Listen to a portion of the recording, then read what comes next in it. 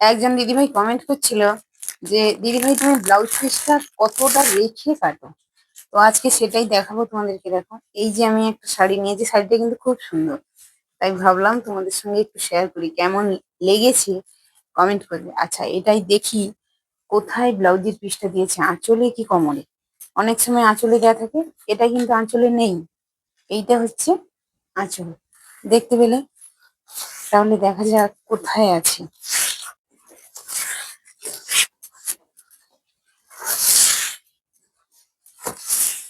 এই দেখো ব্লাউজের পিস, এটা হচ্ছে কোমরের সাইডে দেওয়া আছে। এইটা এই যে পাটটা যেহেতু এক সাইডে দেওয়া আছে, এটা কিন্তু হাতায় আসবে। তো আমি কতটা রেখে কাটবো, প্রথম আঁচলের সাইড থেকে মেপে নেব। সবসময় যেন 12 হাত 1 চাক্ষর রেখে কিন্তু কাটিংটা হবে। আমার এটা হচ্ছে এইখান থেকে এতটা 1 চাক্ষর। দেখো, আমি তোমাদেরকে মেপে দেখাচ্ছি। দেখতে পেলে? এইভাবে আমি মেপে নেব। 1, 2, 3, 4, 5, 6, 7, 8, 9, 10, 11, 12। 12 হাত 1 চাক্ষর। বোঝা গেছে? আমার 12 হাত 1 চাক্ষর কোথায় হচ্ছে, পুরো মাপে মাপে কিন্তু ব্লাউজের পিসটা দেওয়া আছে।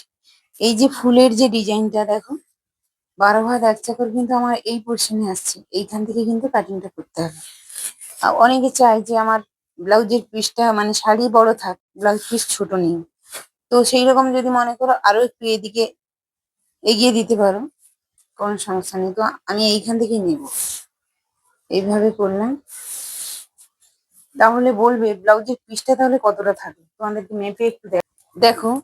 ব্লাউজের পিসটা তাহলে আমার 12 হাত 1 চাক্ষর যদি এখানে হয়, ব্লাউজ পিস কততে নিতে হয়? 1 মিটার ব্লাউজ পিস কিন্তু কাটতে হয়। বোঝা গেছে? কিন্তু যখন 30 সাইজের ব্লাউজ হবে, তখন 1 মিটার কিসের জন্য লাগবে, কোনো দরকার নেই। 32, 30, 34 1 মিটার কাপড় দরকারই নেই। সেই কারণে আমি কিন্তু এখানে 90 সেন্টিমিটার কাপড় নেব।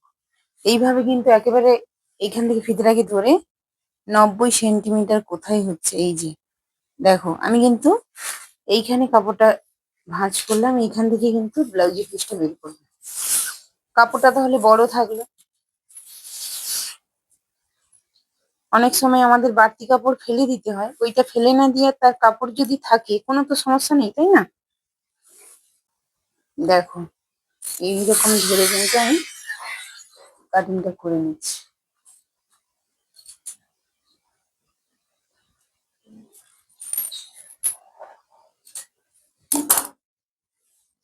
এই হচ্ছে ব্লাউজের পিস।